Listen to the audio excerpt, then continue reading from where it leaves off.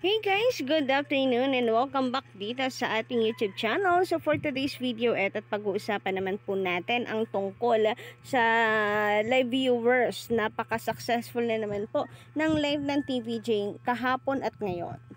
So, ito pong kahapon ay mataas din po pala, hindi po natin na-update, pero nasa 163,000 views po sila kahapon, concurrent viewers. So, yun po ay talagang nanonood sa kanila ng live, mapa Facebook and YouTube. So napakataas po nun, kaya nga sobra pong nagpapasalamat si Tito Sen sa lahat po ng nakasuporta sa kanila sa online. Natutuwa po sila, very appreciated po tayo.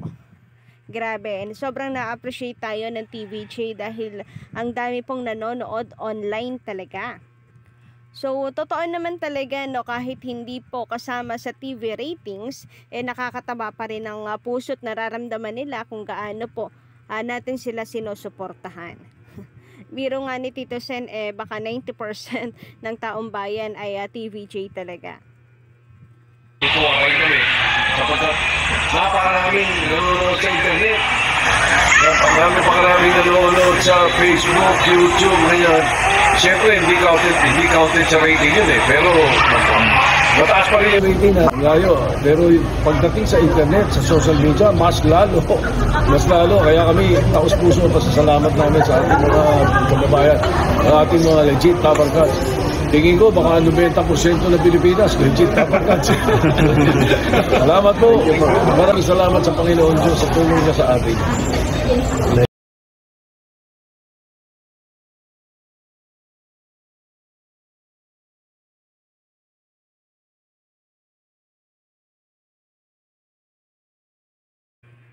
So ayan guys, makikita po natin dito na nagpasalamat po si Tito Sen sa ating lahat.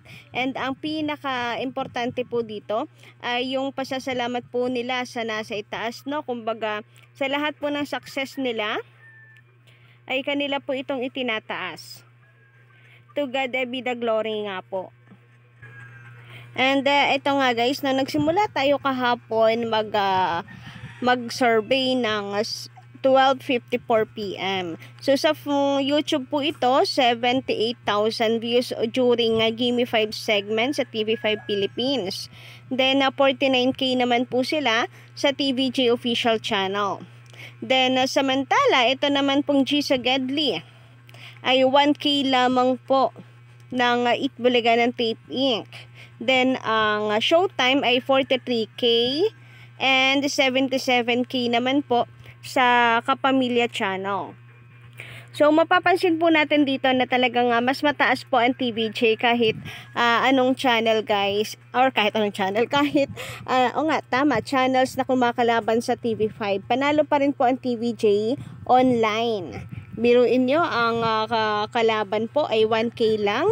Walang-wala po yan si 78 hanggang 85K viewers po ng TVJ. Then, nung magsugod barangay na nga po, mga kasugod bahay na mga kapatid, nung 1:21 PM ay meron po ang TVJ YouTube channel ng 45K and 82K naman po sa TV5 Philippines. So, mas mataas po parate sa TV5. And mataas na po yan, yung 82K na yan. Compare nyo naman sa 1K ng kabila. Samantala, mas tumaas pa po nga yan na up to 83,000. Samantalang kung pataas po ang TVJ ay sa pabagsak naman po itong kabila. Ang kalaban 925 guys. Minsan na nga lang po sila maka 1K bumagsak pa. Ayaw pong tumagal ng pagka-K po, pagkalagay ng K sa kanilang tawag dito viewers. Ito na lang gunting kaya guys, gawin nilang anyway, sa Facebook naman po ay panalo pa rin po ang TVJ kahapon, which is naka 15.7 thousand po sila. Ang kabila 522. OMG, nasan po yung labanan dyan? Parang ang boring naman po ng labanan kung labanan pong matuturing yan. 15,000 versus 522. Kala siguro nila porque nasa kanila yung title na Itbulaga sila ang magiging panalo. OMG.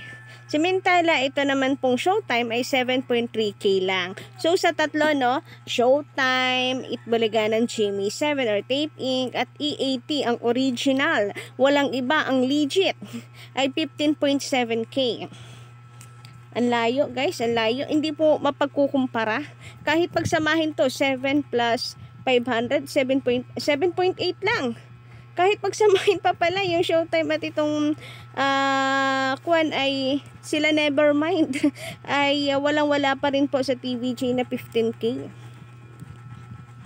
Then, eto nga po, balik po tayo sa YouTube kung saan ay pumalo na nga po ang viewers ng TVJ sa 85K. Kaya naman, congratulations sa TVJ and Legit Lover Cards. Sa kanila naman pong YouTube channel na TVJ ay may 47K. So, kung go-compute po natin yan, guys, ayan. Yan naman tayo sa calcu. 87, 47, 47, 15, 14, 163,000 views. Ba't naging 87 dun? 85 lang po pala, guys. 85, then 87 sa YouTube channel ng TVJ, 15 sa Facebook, and 14 sa TVJ. So, bale, 161,000 views, guys. Sila kahapon, napakataas. Concurrent viewers po yan. Samantalang itong kabila, no? Yan yung pinagmamalaki po nila. 1.1K. 1.1K. Walang-wala po sa 61 ng TVJ. Samantala sa Facebook po, 573 lang ang kanilang nakuha. And then, ito nga, 14K naman po sa Facebook ng TVJ. Samantala, narito naman, guys, ang komento ng mga netizen single po kay Wally na suspension na pinag-uusapan. Baka daw kasi suspindihin si Wally Bayola. So, sabi ni Viviana Lindato, shoutout, wag naman suspindihin si Wally. Masaya lahat kami, Legit Lover Cards forever, EAT TVJ. So, nagsorry naman na daw po kasi itong si Wally. Baka naman, babaan ng parusa. Wag na daw kung suspindihin. At saka sana warning lang muna. Unlike naman dito sa kabila, na hindi na nga po nagsusorry, tambak pa yung violation nila. No? So, hindi na po pwede yung warning kasi ilang beses na pala silang winarningan. Pero si Wally ay we're hoping na sana hindi po masuspinde. Sabi naman dito ni Ronnie Diverson Cruz, walang issue kung mapamura man siya. No problem. Legit pa rin ako. EAT TVJ solid.